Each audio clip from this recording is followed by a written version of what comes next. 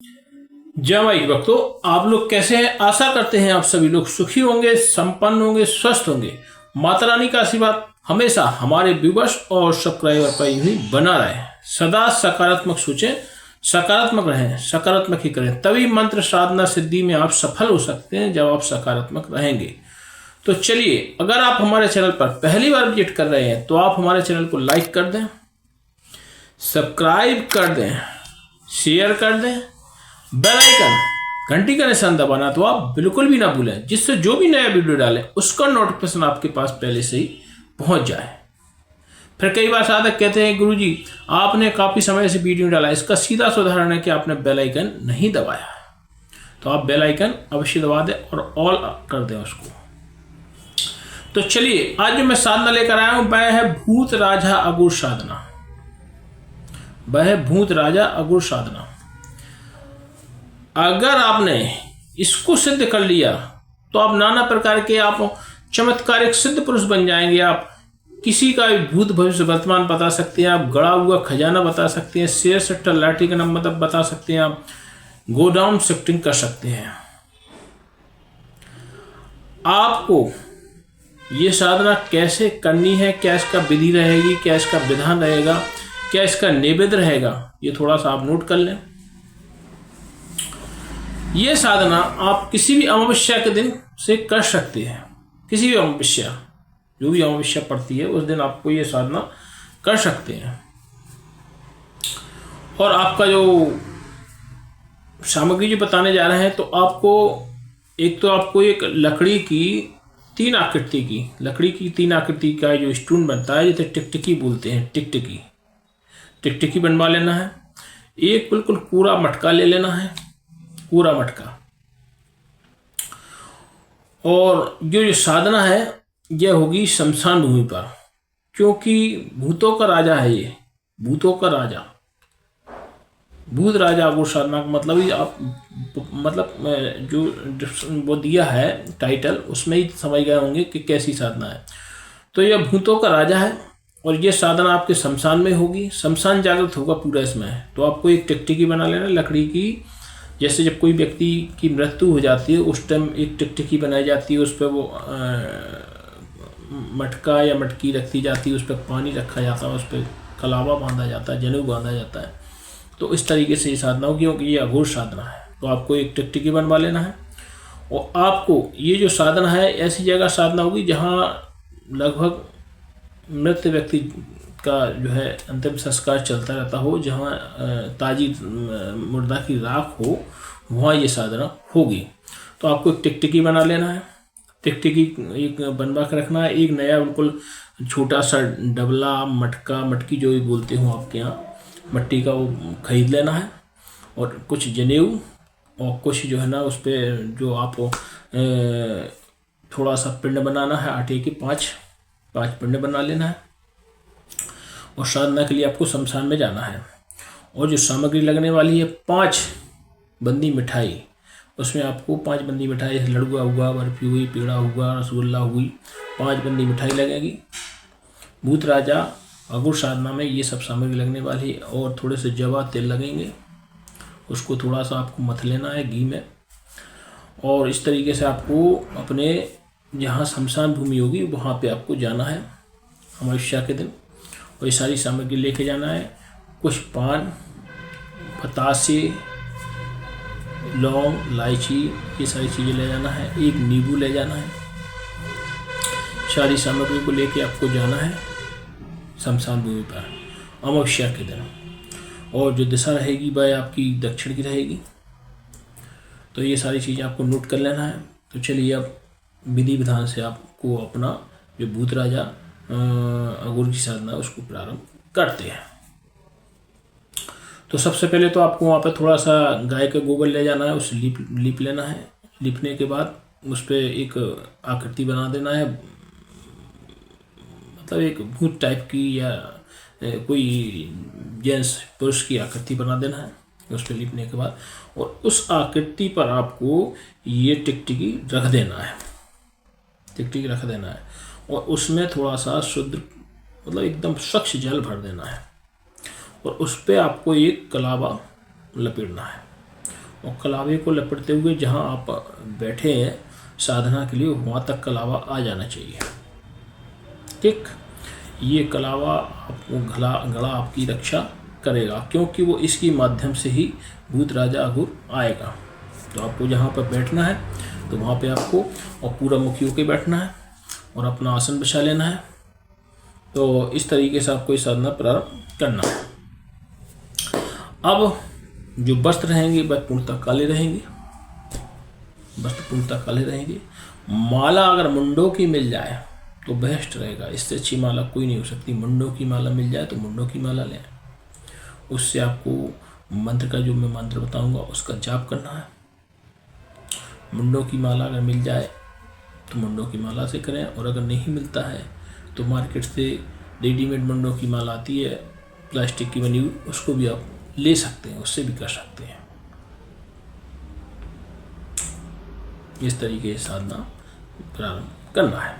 तो सबसे पहले तो आपको टिकटिक उस पर स्थापित कर दी, उसमें जल भर दिया, उसमें से जो कलावा है उसको लेते हुए आप बैठ जाना है वहाँ पर जहाँ पर आप स्थापित हो।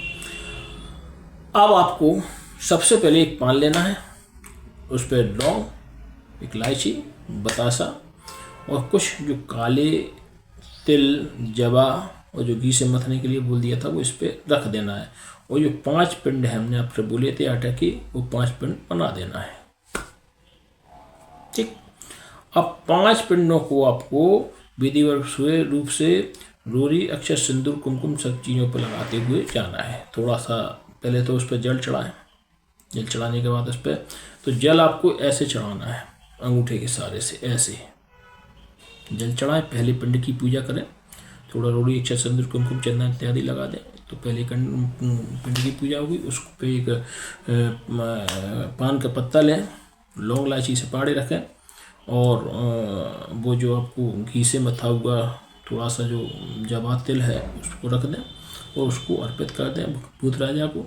तो आप पहली पिंड की पूजा करें। अब आपको फिर से दूसरे पे तो आपको ऐसे ही जल उस पर चढ़ाना है, ऐसे पानी की धार लगा के ऐसे जल अंगूठे के सहारे से उस पर चढ़ाना है दूसरे वाले पिंड पर। और एक पान का पत्ता लें, लौंग रखें, उस पर इलायची रखें और बतासे, और उस पर कुछ जो बताया था जवा तिल घी से मथा हुआ वो रख दें और उनको अर्पित कर दें। तो दूसरे भूत राजा परमार को आप अघोर को अर्पित कर दें। इसी प्रकार से आप तीसरे की पूजा कर दें, उसको चूड़ी, अक्षत, सिंदूर, कुमकुम, चंदन इत्यादि चीज़ें लगा दें, और लगाने के बाद आप उसको भी कर दें। इसी तरह के 5 पिंडों की आपको पूजा कर देना है, 5 पिंडों की।